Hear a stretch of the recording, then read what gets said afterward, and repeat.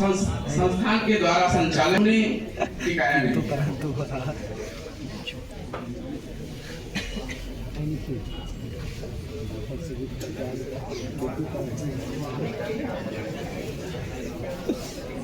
मैं सर के बारे में क्या बोलूं? सर का दिल जो है वो एक नारियल की तरह,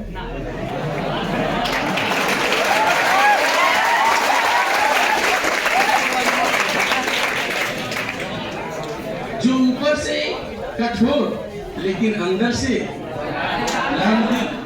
अच्छा इंसान भी है। क्या मैं सही बोला?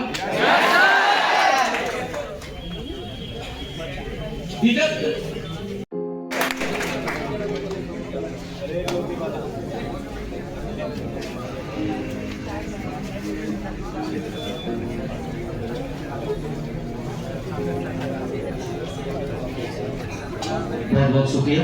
ये मैं अपने परिचय करवा दूं।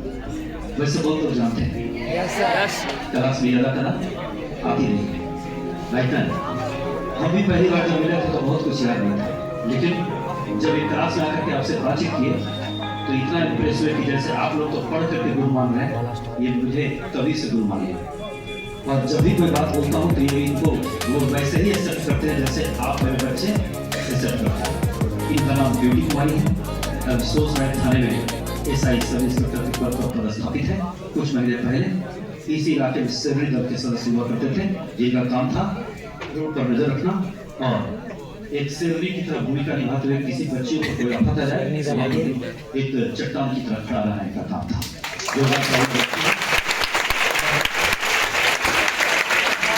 ज्यादा नहीं, बस 2-3 मिनट में मैं चाहूंगा कि ये आपको कोई अननोन अज्ञात व्यक्ति या फ्रेंड रिक्वेस्ट भेजता है, आप उसको एक्सेप्ट कर रही थी, बाद में आपसे चैट करता है, वीडियो कॉल बात करता है, आप दलदल में फंसी जा रही हैं। इसकी वजह से आपको ऐसा कदम उठाती है जो आपको नहीं उठाना चाहिए। और अभी के समय में ये देख रहे जो लड़की क्या करती है, घर से निकल जाती है, उसके पास कोई ऑप्शन नहीं होता, वो फिर घर वापस आने के लिए सोचती है। बहुत सारी लड़की को देखी जब उसके पेरेंट्स ये सोचते हैं कि अभी भी आ जाए, अभी भी आज बच्ची है, मेरी बच्ची है, उसको सुधारने का मौका दिया जा रहा है, लेकिन फिर भी लड़कियां नहीं समझती है। 2 साल 4 साल 5 साल बीतने के बाद उसको समझ में आ रहा है कि वो क्या गलती करी है। तो इसलिए बाबू आप लोग से रिक्वेस्ट है, हम एज ए बड़ी बहन हो कि आपसे कह रहे कि ऐसा कदम नहीं उठाइए। आपको जो अवसर मिला है इस अवसर को चुनिए। बाकी मान लीजिए कि आपका कोई क्लासमेट है या बैचमेट है या जो भी है वो अगर आपको पसंद है या जो भी, वो चीज बाद में भी होगा। आप उनसे ये कहिए कि फ्यूचर देखो भाई, पहले तुम कुछ कर लो, ठीक है ना? शादी तो 30 के बाद भी होता है, ठीक है, लेकिन एक अच्छा अपना ड्रीम होना चाहिए, एक अच्छा पोजीशन होना चाहिए ना। लेकिन जो आपका ये पढ़ने का समय है, आप इसको किन चीजों में ले रही हैं? आप देखिए, खुद को देखिए, आपके अगल बगल सोसाइटी मोहल्ला में जो भी लड़की इस तरह का कदम उठा रही, उसका फ्यूचर देखिए। एग्जाम्पल में ले लीजिए, अगर कल के दिन हम ये सब चीजों में सफर करते तो क्या हम यहाँ पे आ पाते? जो लड़की वो कदम उठाती है वो पढ़ नहीं पाती, उसका सबसे पहले तो पढ़ाई उसका लॉस होता है, उसके बाद शादी हो जाता है, बच्चे हो जाते हैं, जो भी है वो उसका आधा अधूरा कहानी हो जाता है। तो मान लीजिए कि जब हम कुछ करके भी हम वो सब चीज कर सकते हैं, तो क्या जरूरत है कि अभी का जो मेरा गोल्डन पीरियड है उस चीजों में बर्बाद करना? गलत बोल रहे हैं हम। आप पढ़ के एक अच्छे पोस्ट पे चले जाएंगे, फिर आप मान लीजिए कोई भी लड़का हो, आपके पेरेंट्स खुद आप इतना आप सक्षम हो जाएंगे ना, वो खुद ही मान लेंगे। लेकिन आप लोग इतना गलत करते हैं, खुद के साथ गलत कर रहे हैं, पेरेंट्स के साथ तो जो गलत कर ही रहे हैं, प्लस अपने साथ गलत कर रहे हैं, अपने साथ नाइंसाफी कर रहे हैं, अज्ञानता के अभाव। तो उस चीज को जगाइए। आपका बस एक ही ड्रीम होना चाहिए अभी कि हमको कुछ करना है। शिक्षा का पाने का मतलब ये नहीं है कि आप जॉब ही आपको हो, लेकिन इतना एजुकेशन आपके पास जरूर होना चाहिए। कल के दिन में कभी आर्थिक तंगी हो तो आप किसी प्राइवेट संस्थान में भी पकड़ के किसी को नॉलेज दे सके और आप क्या है पैसा का अर्जन कर सके। हर किसी को अपने दम पे जीने की क्षमता होना चाहिए। क्यों आप अपने हस्बैंड, क्यों अपने मम्मी पापा, क्यों अपने भाई से पैसा के बारे में सोचेंगे? क्यों नहीं? आप में वो क्षमता होना चाहिए कि आप अपने जीविका के लिए खुद अर्जन कर सके।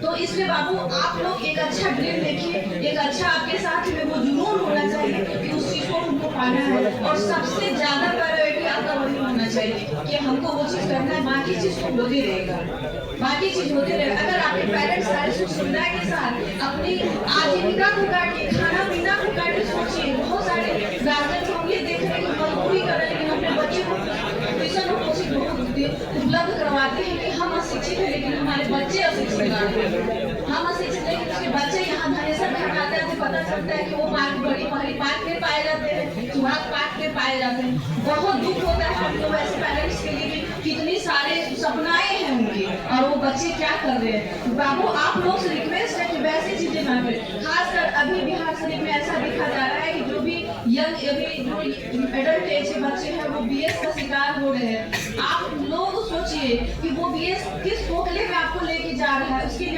जब आपको पैसा नहीं रहता है तो आप चोरी करने लगते हैं, अपने घर के सामान को बेचने लगते हैं। तो इन सब चीजों को बचिए, आप में खुद डिसीजन करने की क्षमता होना चाहिए कि क्या निगेटिव है क्या पॉजिटिव है, वो आपकी लाइफ को किस तरह से लेके जाएगा उस चीज के बारे में सोचिए, तभी कोई कदम उठाइए।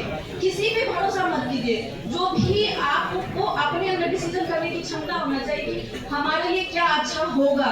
इतना सोचने की क्षमता हर किसी के पास है, कोई जानवर नहीं है जो सिर्फ चारा खा रहे हैं। हम आप जैसे अनाज खा रहे, हम भी खा रहे, हर लोग खा रहे। तो आप इतना जरूर सोच सकते हैं कि क्या पॉजिटिव होगा हमारे लिए, क्या नेगेटिव होगा। और जिस दिन इस चीज को समझने की आपने क्षमता हो जाएगी ना, तो कभी भी आप गलत रास्ते पे नहीं जाएंगे, कभी भी आपके गार्जियन को अफसोस नहीं होगा कि हमने इसको सुख सुविधा दिया और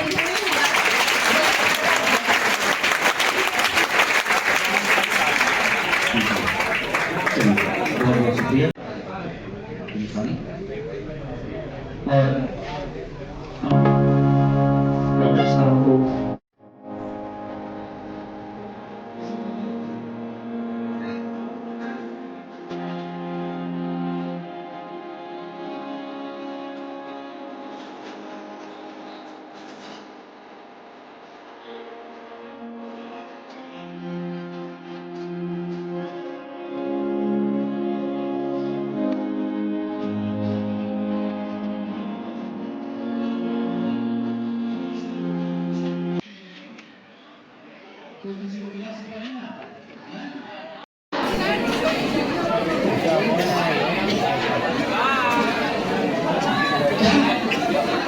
अच्छा बोलिए बोलिए।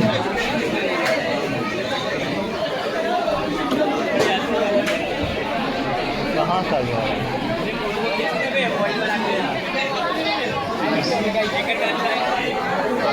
सकेला फोटो खिंचा रहा है।